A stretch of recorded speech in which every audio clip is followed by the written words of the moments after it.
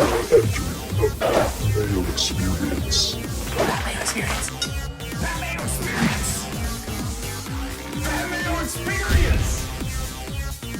Experience. Welcome to the Pat Mayo Experience, presented by DraftKings. Wildcard weekend, NFL, playoffs, Sunday, 3-game slate. Sorry, I was going to say 6-game slate again. 6 teams on the 3-game slate Sunday only. If you're looking for all of the Saturday picks, please go to Mayo Media Network, subscribe to Mayo Media Network, and you can find the Saturday slate up there right now. Unless you're watching this on Sunday morning, then it's probably pretty irrelevant if you're watching the Saturday picks. But hey, maybe you just want to support the show. I don't know. Smash the like button to this video in the comment section. Tell me your favorite differentiator on the Sunday 3-game slate on DraftKings this week that will separate you from everyone else. And when that player goes off and they're like 2% owned, probably on a 3-game slate, it's more like 7% owned, but you get what I'm getting at here. But the 3-game slate on Sunday, Jake Ciely from theathletic.com is joining me once again to break everything down. Let's start at the running back position.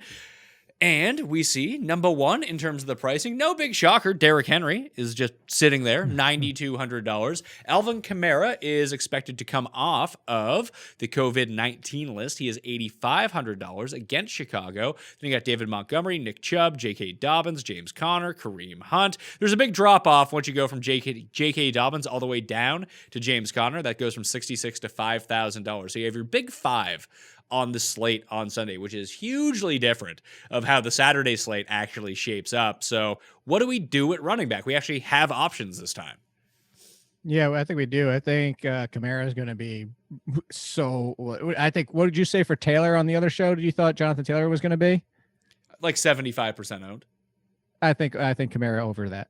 That if he plays, I think he goes past that. That's where I think everybody's going to go directly to Kamara. He's $700 cheaper than Derrick Henry. You don't have to worry about game script with him and the fact that, if Derrick Henry starts to lose. Derrick Henry could lose touches either way. We've seen it before. That's why he's so tough at this price, is because in the Derrick Henry games, it's great. But even the Derrick Henry games from 2 weeks ago where they have a lead, all of a sudden it's Darrington Evans in the fourth quarter. Or if they're behind, it's Darrington Evans in the fourth quarter. So you could see scenarios where I think everybody out there is just going to immediately put in the savings. And also you still have somewhat fresh in everybody's mind 6 touchdowns in Kamara's last game that he played. So I wouldn't be surprised if Kamara has twice the ownership of Derrick Henry. But to go back to your point about what you made on the other show about Jonathan Taylor, I'm not that concerned about it. I think if I can find a way to get Kamara in there, I'm going to do it, because I don't really love the other $6,000 options outside of J.K. Dobbins. I really like him. Mark Ingram was barely on the field, even though he was active. It doesn't matter if he's active or not. J.K. Dobbins is by far away the best player in that backfield, and he's really come on late in the season. David Montgomery gets a ton of opportunities, but we know how good the Saints are. And similar to the other show, again, when you mentioned Tampa Bay, the one thing about the Saints' run defense is they're also good against pass-catching running backs. Unlike Tampa Bay, where they have some vulnerabilities, you pointed out, the Saints have been really good both ways. So Montgomery at 20 touches still might only account for 65 yards. So I'm on Dobbins and Kamara as my top 2. How many rosters do you think start their teams Henry Kamara and just go that way? I don't think a lot of people are going to try and do that just because it's really? You don't think that people are going to see Derrick Henry, Alvin Kamara, the 2 best players, fantasy players on this slate, and not try to jam them in? I'll say, I guess maybe this is a high number. I was going to say like 20, 25%. I think you see almost, I think it's going to be closer to 50 that have both them on a team. Paul, what do you think? If you're playing this week, how many people do you think try to jam in both of those guys? I mean, I haven't actually made a lineup, so I don't know how difficult it is. If you put both of them in, you have 4,600 left per player. 4,600 per player. And let's just say, screw it. You take the Titans defense to pair up with Henry against the Ravens. They're 22. All of a sudden, you have $5,000 left per spot.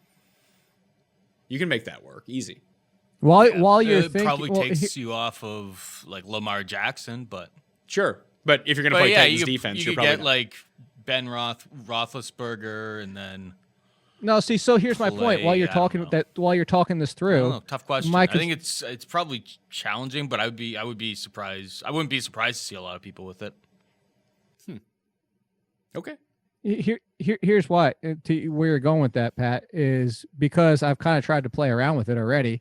Is he mentioned Ben Roethlisberger? The problem is Ben Roethlisberger, despite being the value at quarterback, the wide receivers are still in the 6,000 range. Even Claypool's at 5,200, which isn't terrible, but Claypool hasn't been that much usage of late, and Mike Tomlin even mentioned that. The problem is to get to where you need to at wide receivers, you often can't, because of how the pricing shakes out, get the quarterback unless you do something like Mooney and Trubisky, but then you're ignoring Allen Robinson. So I think it's because the wide receivers correlated with their quarterbacks is what kind of kills that lineup. I think I would still just take that. I mean, I could potentially get 8 touchdowns from those two guys. I think it'd be crazy to leave that. Like, if people aren't going to do that, I will figure out a way to make that work and just take those two. Well, I think they're by far better than everyone else. Like, obviously not points per dollar. Like, can envision a scenario where James Conner at $5,000 is a really good play this week. Nah, I can't on that one. I'm completely off James Conner. That backfield, he looks miserable. This team passes a ton, and Cleveland should have no problem getting passed on. I will say this. What you just said makes me think of like, hey, can you just text me on Saturday once you know, because if it is 15% that are doing it, then I will do it. If it's 40 to 50 like you think it is, then I'm not doing it, if that makes sense. No, I would tend to agree with you on that. The only reason I didn't really consider it, because when I looked at it, I was like, oh, fuck, how can I play those two? I'll figure it out from there. It's like, oh, you were thinking like, how can I? Yeah. And there are ways to get around it. You could say, look, I'm going to go back to the Mooney thing, although I feel like if he plays, one is how healthy is he, but if he plays, I feel like people are going to go to him because he had a lot of success late in the year. You were off Mooney for the longest time when we were doing all your ranking shows. I remember that because you came back at me. You're like, yeah, but how many times has he done it? And it was a valid argument. But, looking at the wide receivers, I think you could go like a Mooney, Corey Davis, but see, now you're doubling down with Davis and Derrick Henry, which has happened before. I'm not super opposed to doing something like that on a 3-game slate. I think it matters less than it does when you have a full complement of 12 games and 24 teams to pick from. Is a whole lot different than 3 games. You're gonna have to double up somewhere. Well, and you could do my favorite value for sure, 4,100. Rashard Higgins. I love Rashard Higgins. Especially with Kadarius Hodge not playing. Yeah, I'm going to be all in on Higgins because, he is a tremendous price this week, and you're going to need to find someone down on that list. Let's continue with quarterbacks, though, before we move on. I completely... you're giving me some options here. Yeah, I mean, listen, what does Nick Chubb, percentage of times this week, Chubb at Pittsburgh, Henry at home against Baltimore, percentage of times out of, let's say, 100, Nick Chubb scores more than Derrick Henry? Percentage? Yeah, just out of 100 times, how many times does Chubb score more than Henry? 10. 10? Like, you think it's a 1 in 10? Like 90% of the time, Henry outscores Chubb? Yes. Okay. I think that's just a huge spread. That's just a huge spread for anyone. Yeah, I don't like Chubb or Hunt with this split backfield against the Pittsburgh defense, with Cleveland falling apart, unfortunately, with their COVID problems, including Betinio, however you say his last name, the offensive lineman. I look at offensive line more as a whole. I don't care about the damn names. The offensive line's a little bit concerned, so I don't really want to get in on Chubb or Hunt. And if you're talking Chubb for his price, again, I'm not just for that price. I'm not even touching him. 67, actually, I don't think is that bad of a price. Like, I think it's a better price than again, Dobbins is 66. Yeah, I can see myself, because you need to save money somewhere. As we said, there's a lot of expensive options that you will want to play here. I could see myself just kind of praying that it's a Gus Edwards around the goal line game, and somehow he gets the ball from the 9 and takes it in. And then at $4,400, he not only earns his 13 to 15 DK points, he just takes those points away from all the people who have Dobbins. Because I do think that either Henry or Kamara paired with Dobbins, now that you've kind of talked me through it, that's the more likely scenario. You pick either Henry, you pick Kamara, and go to Dobbins. That seems like the most logical play. It does. It does seem logical. I'm also building a lineup right now to do your specifications to see if I can get something I enjoy. And it is of note that even in these blowout games, or and I'd be curious to see what the distribution is when it's close. If Ingram does sit again, which would be fantastic for both those guys, Dobbins is clearly the better player when you watch the games. He's a better fantasy player too, but Edwards 15 carries, 12 carries, 2 catches, 1 catches. Like if I can get 13 touches to 15 touches from a $4,400 running back on a 3-game slate, like there's real value to that. There is, and it certainly is. I think the real thing here, to go back with the Dobbins scenario, is what is his touch differential from Nick Chubb? I don't think it's much different at all. And if you gave me the defenses that they're facing, the opportunities that they're facing, the situations with the offenses as a whole, and the COVID situation with the Browns, I'm going to take Dobbins 10 times out of 10. And then if you drop down, like I guess the one way you look at this too is maybe if you really want to go Cleveland, we already talked about Higgins, and I know we're talking about wide receivers, and we'll get to them in a minute, but you go the Hunt route. Yeah, I was going to say you go the Hunt route. Hunt just doesn't do it for me. He looks bad. Do you think he's hiding something? That would make a lot of sense. Like that would explain a lot. I mean, maybe, you brought this point up earlier on the other show about Cooper Kupp. Maybe if you're going for a cheap savings play, you go to Latavius Murray and you say, hey, maybe Alvin Kamara doesn't feel 100%. Oh, that's super interesting. What's Murray's price? Murray is 45. 45? Yeah. Or you play them both. We're playing both. Yeah. I mean, you could do that with the Ravens running backs too and just say, like, hey, I think the Ravens smash here, and I think they do it all on the ground. I can play both these guys. I don't think that. I could. And by doing that, you still get one of Kamara or one of Henry. Yeah. Could you fade both the top dogs and go Chubb, Dobbins, Montgomery? That seems stupid to me. I was just about to say that's something I'm not doing. Okay.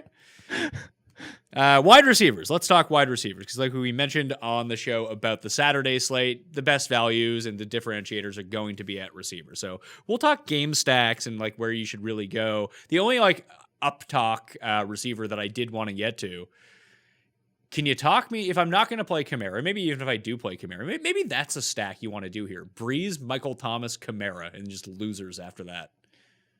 I was, that was the first thing I was going to bring up was Michael Thomas. The plan was put him on the IR, have him ready for the playoffs. He hasn't looked good this season. I don't think a lot of people are excited to use him because they are so. Here's the thing with Michael Thomas too. You have the carryover from the seasonal people who are so just pissed off in general because they spent a first rounder on him and then lost their entire season to him.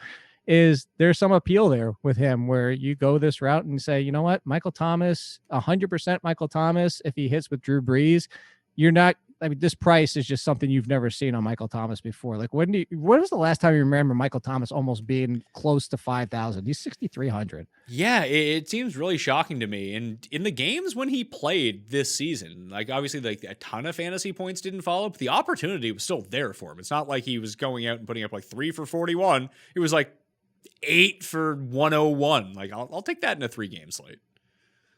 Yeah, I think that's what you're looking for, 100%.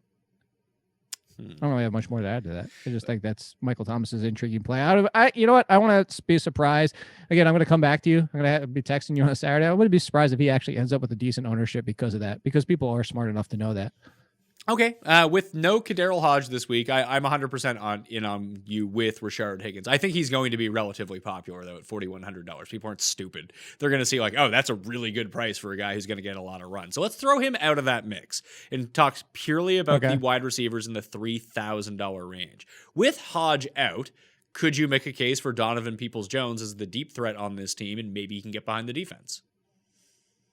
You could. I don't know. Is he 100% though? Because no, but he's playing up in their finale. But he's playing. Yeah, I think you can make a case for him. I think you can make a case to stay in this game and go to James Washington. They keep using him at times. I'm going to update the Peoples-Jones thing. He is not back at practice after sustaining the concussion. The expectation is that he will pass, but that's no certainty. So just keep that in mind. Okay. So if he's back from the concussion, absolutely, 3,200. I'm just going to go down the list here because Willie Snead is back at practice too. Like, what do you make of the Ravens? Because everyone's going to be on Hollywood Brown. He's had a bunch of great games in a row, but then you have Snead, Boykin, Des Bryant. Like, these guys could all catch touchdowns. That's not out of the realm of possibility. They could, but that's what you're hoping for is a touchdown. I think that's the actual sneaky play is the Willie Snead one, because if you're talking about Boykin, it's been 1-2 catches and a touchdown. Des Bryant, same thing. The one that's kind of shocked, I think it was twice this year that where Snead had, a big game, like bigger than them catching a touchdown. I think if he's back, he becomes the sneakier option between the two. The one good thing about it is one of them is likely to catch a touchdown because the Tennessee Titans pass defense is so piss poor. That's really what you're going for. Everybody's going to be on Marquise Brown because of that. Marquise Brown's also been on a run. He's been on a run since week 10 or so, where it's been a touchdown or very close to it with 90 yards, double digits every single game. So I talked about this with Joel Holcomb. I don't love Marquise Brown because everybody always wants to use him, and it's always kind of almost touchdown or bust. But still at 5,400, I'm going to be okay with him. Anytime you get me Marquise Brown in the low to mid 5,000 range and an opportunity against a defense like this, I'm going to be okay with using him. Okay. Who else? We talked about Mooney. Duvernay, you pair him up with the Ravens defense and maybe he scores a special teams touchdown. He gets his he gets his Isaiah McKenzie-esque 3 touches a week on offense to try to do something with them. Yeah, I was gonna say not if Willie Snead's back. That's what you're hoping for, though. Is what you just said. Is that if he's back, then you're hoping for the special teams.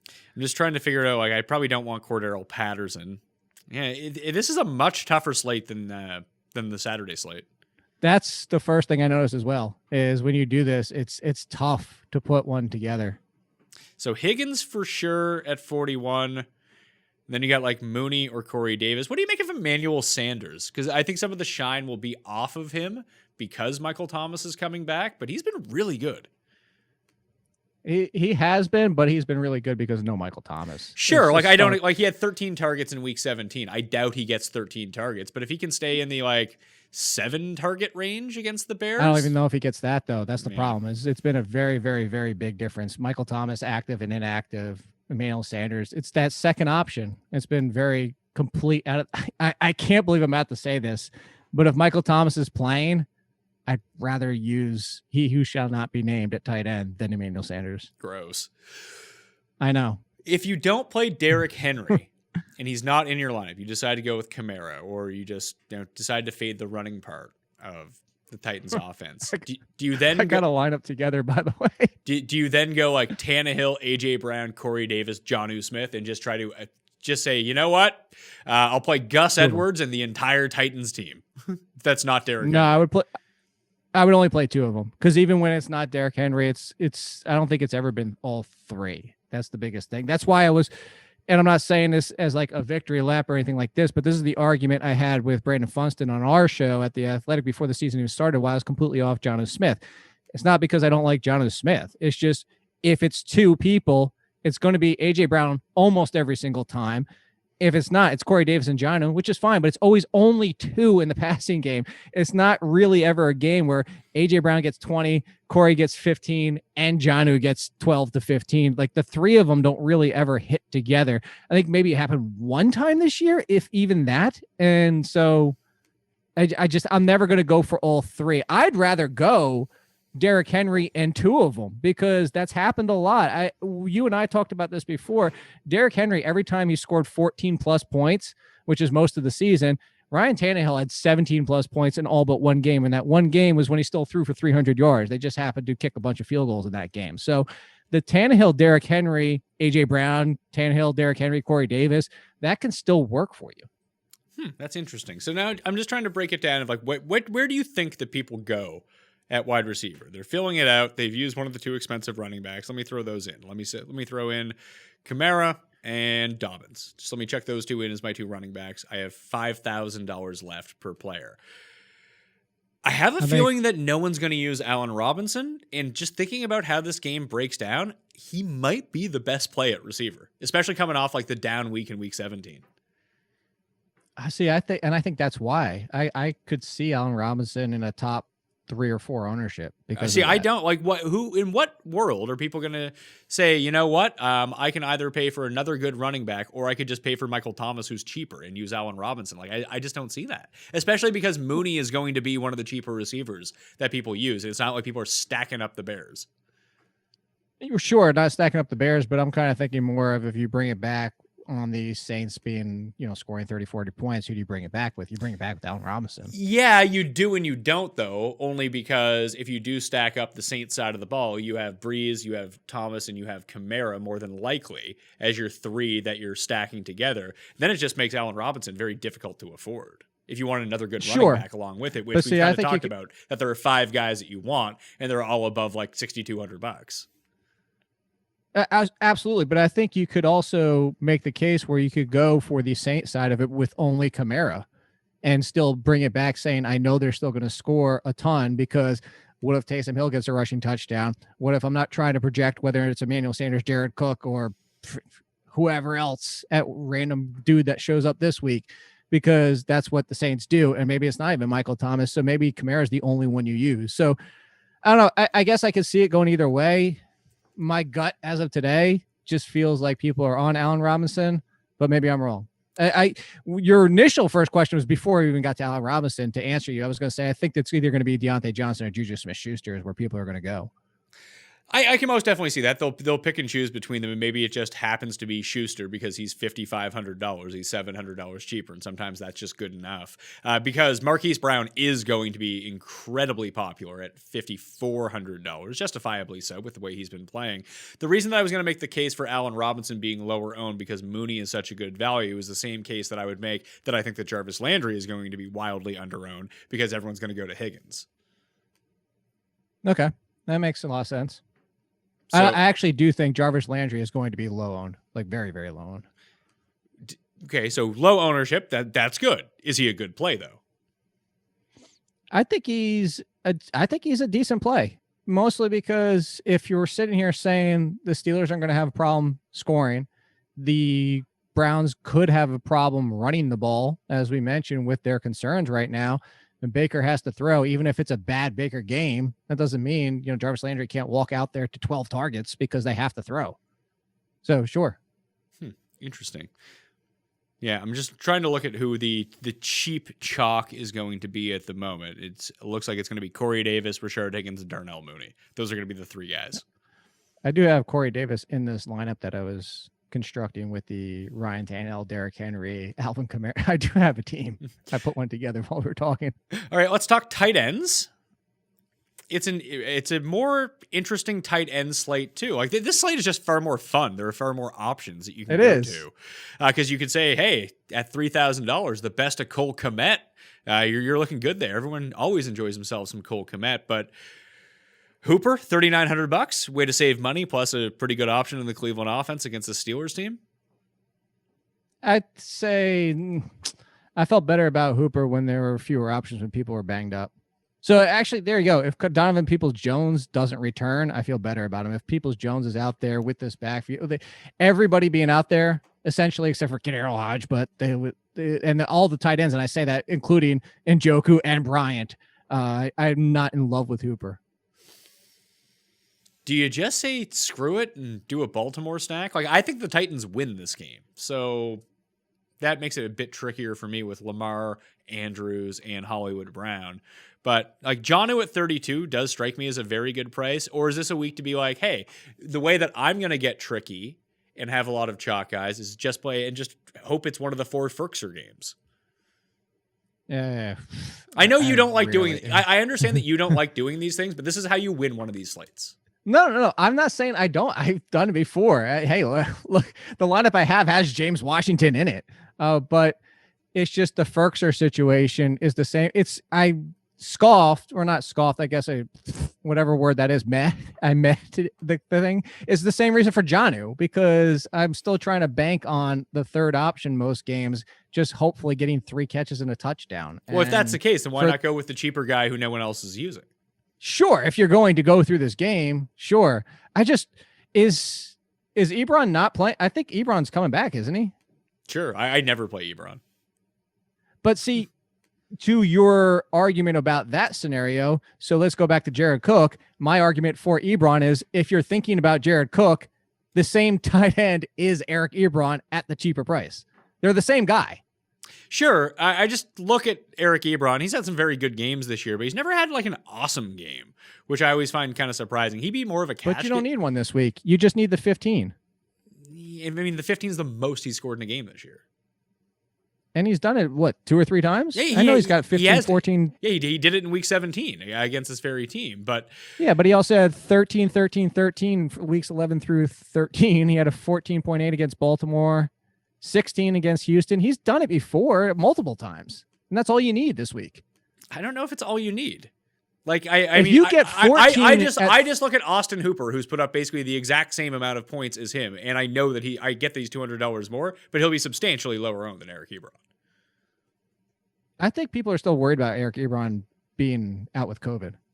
I mean, if he ends up playing, people are going to play him, especially because it's Sunday and they'll have that Saturday information that they can go off of. If he doesn't end up playing, well, look at it this way: if you smartly build your lineup enough where you can bank 200 or actually have Hooper in it, or either way, like you bank 200 or have Ebron or Hooper, you leave it for the night game, and then whichever one's lower owned, that's the one you go to. Yeah. And again, you can use the ownership projections up on ftndaily.com along with the optimizer and get all of your picks and the strategy moves. And remember to utilize your late swap on DraftKings. That's what you want to be doing, especially on a short slate like this. But if you use code Mayo at ftndaily.com, it's already highly discounted for the NFL playoffs because there's only like 4 weeks left of games that you can actually utilize it for.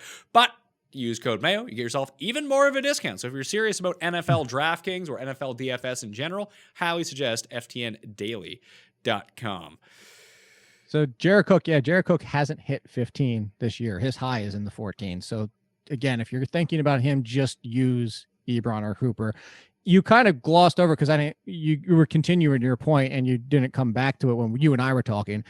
I don't mind the Mark Andrews one. Actually, I think that's an intriguing one. If you go Lamar Jackson, because you don't have to go Lamar Jackson, Marquise Brown, Mark Andrews. You can do, because it's happened times this year, you could go Lamar Jackson, J.K. Dobbins, Mark Andrews, and Lamar Jackson, like those three, because Lamar Jackson might only throw for 180 yards and 2 touchdowns, but they both might go to Mark Andrews and nobody else. And then Dobbins and he do all the work on the ground. So I think that's an intriguing one too, because he is only, I say only, but Mark Andrews at $5,200 is not a prohibitive price. No. And if someone listen, if you get 15 points, you said that could be good enough on this slate. It is, unless Mark Andrews scores like 30. Just scores 25. Yeah. And then he's the one that you had to have at tight end.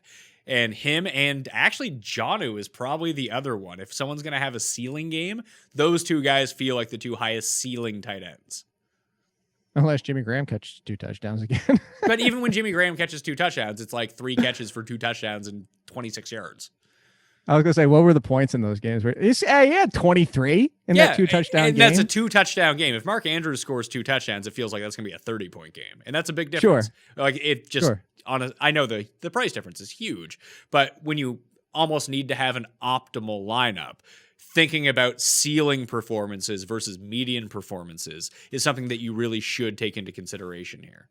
And if you're talking about getting like the 15 points from Ebron is fine. That might end up in the winning lineup. Sure. But there's no reason that Cole Kmet can't score 15 points. There's no reason that Ferkser can't score 13 points kind of thing. And they're substantially cheaper. And the savings that they give you to go from 37 to 27 or 37 to 3,000 means you can pay up at the other positions to get those higher ceiling players. That it's not just a 1v1 when you start talking about the savings in that situation. It's really a 2v2 of who else you can afford at the other position because of that decision.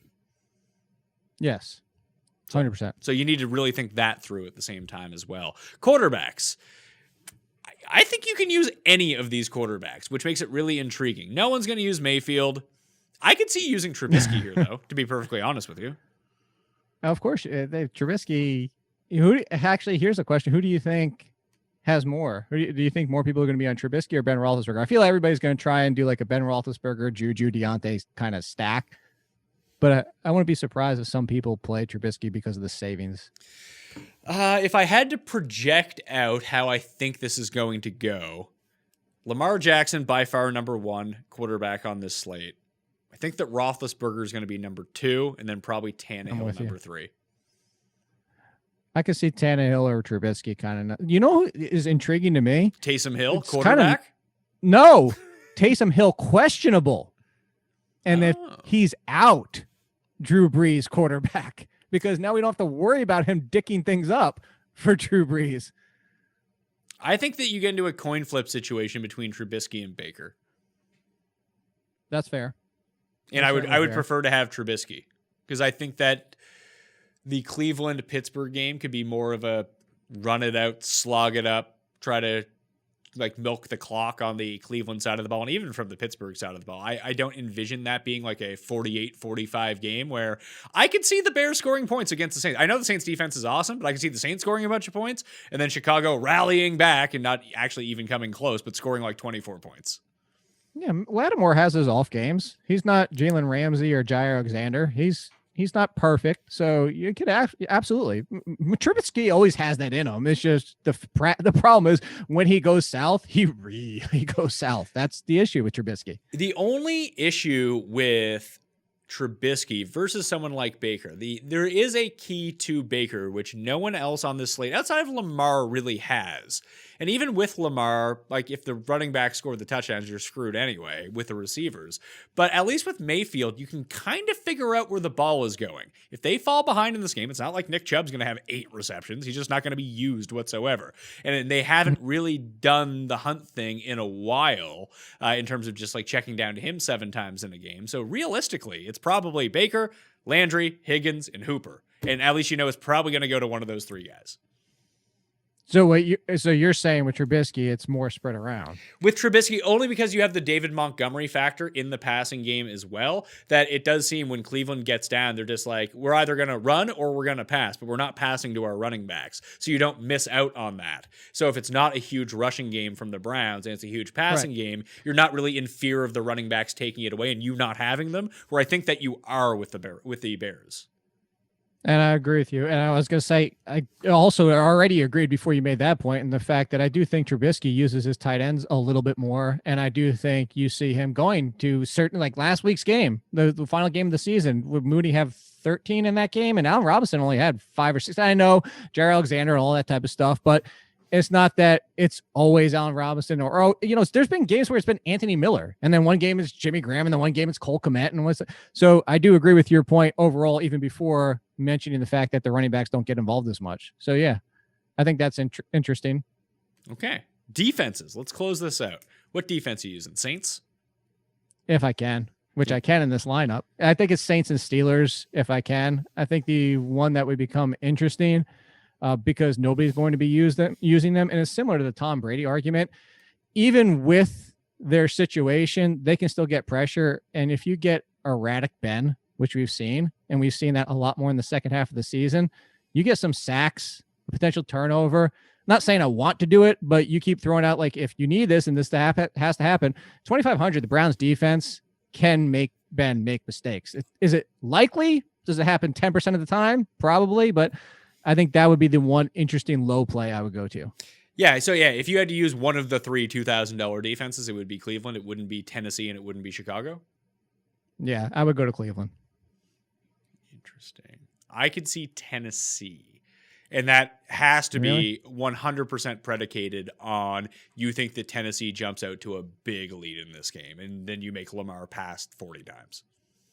I think that's the only way it happens. That actually is the only way that it happens. But that's how you have to. The odds of that are even lower. But you have to play that out in your mind, and you have to build your lineups accordingly. Like at that point, you would probably play Titans defense with all the actual like Tannehill in the passing game too, because you need the offense to score all these points, and then let the defense do the rest of the scoring for you. Right. It's a hard Agreed. one-off play to get behind. Yeah, Saints. It's probably the Browns. The Browns at $2,500 are probably your median defense who has a good opportunity to remain competitive in this game, and they're cheap enough at the same time. It does seem like a week, if you can afford it, to go into the $3,000 level. But we talked about, like, guys are expensive on this slate. You probably don't have that luxury. No, but I do have this. Do you want to hear this lineup where I got Henry and Kamara in there? Let me see if I can guess it. I'll try to fill it out at the same time. Okay. Are you going to start with Henry and Kamara? Or are you going to start at quarterback and go No, down? I'll start with Henry and Kamara because you told me you have those two already, and that gives me a good Yes. sense of what else is Okay. going on in this lineup. Higgins is in this lineup. Yes. Mooney is in this lineup. No. Oh, really? Okay. So I didn't even need Mooney. Okay, so where else are we going here? Corey Davis, Yes. doing well. quarterback Mitch Trubisky, No. Ben No. Mayfield. No. Oh wow, you went to Breeze. Tannehill. Oh, you went with Tannehill. Okay, so you have Jonnu, I'm guessing, as your tight Nope. end then. Nope. This lineup is crazy. So you have Tannehill, I Henry, know. Corey Davis. Because this is if you do this lineup, this is going to be a different lineup than most everybody. Well, not now that you're saying it on the show. How much Well, you have left? You obviously. have $4,200 left. Ebron There is is- the tight end. Yes. Okay, so you have Ebron as the tight end. We're now at 43. Is there another receiver? I'll give you a hint. Yeah, from Pittsburgh. Oh, you have James. Why do you love James Washington so much? You know he sucks, right? No, James Washington can hit for 3,000. I needed one 3,000 play, and I'm going with the James Washington. Like a touchdown is all I need. I'm not saying, again, this is a wackadoodle lineup. You almost have the entire lineup, don't you? Yeah, I need a defense in flex. You use Browns D, you said? Or you use Saints D in Nope. this lineup? Saints D. Saints D. So let's see. And as And look at what you have left for the final position. So you used either Michael Thomas or Deontay Johnson. Yep, Michael Thomas or Deontay Johnson. I could switch to Deontay Johnson if I want in the second game. So yeah, Tannehill, Henry, Kamara, Thomas, Davis, Washington, Ebron, Higgins, and the Saints defense. I mean, I'm not saying this lineup can't win. I would try to maximize more from my quarterback, though. Of course. Like I would But use I was use Jonnu over Ebron in this lineup instead. Right, but you now you have some extra savings. Look, I was just putting this together on the fly. I would obviously, if I'm doing this, I was also not trying to like give it all away. But yeah, I would do that, and then you don't have to do James Washington potentially. Can come down to Deontay, bring up James Washington plus 600. So there's other options this gives people a base to work off of, and you don't need the Saints either. You could drop down to the Steelers for 200 and save some money. Yeah, no, It just gives you some options to work with. absolutely. I think that some of that could make sense. And if you do use Trubisky as your quarterback, you can make, or even Baker as your quarterback, with those Or even Ben and say 500. with those receiving options, you can make that double pay up work if you really wanted to. Anyway, that'll do it. Pat Mayo Experience, Jake Ciely, at AllenKid on Twitter. What you got going on for playoff coverage? I already did my playoff coverage for this week. Broke down all the different ways you can play, including DFS. I did my playoff rankings with tiers so everybody can build and draft those lineups. Next week, it's more fun. Next week is going to do awards, going to do way too early rankings for 2021, all sorts of stuff. Just it's fun time. It's time where I actually get to sleep like a normal person, unlike you, because you have golf now. Yeah. And kids. That wakes me up early. Oh, yeah, that's good. That's a given. Anyway, at AllenKid, theathletic.com. You can follow me at the PME, Twitter, Facebook, Instagram. I'm still here every single day. If you missed out on the Saturday Slate show, I recommend that you go check that out on Mayo Media Network. Please subscribe to the channel. We got a ton of golf coverage. UFC is coming back. Maybe even some hockey coming your way as well. We're trying to cover it all over here at Mayo Media Network. So please tune in, give us some support. The more support we get, the more shows we can do. And hey, it might not even include me. You might hate me. You're like, hey, I'd rather listen to someone else. That would be perfect, right? And we can do that if you sub to the network. Thank you all for watching. I'm Pat Mayo. I'll see you next time. Pat Mayo Experience! Experience!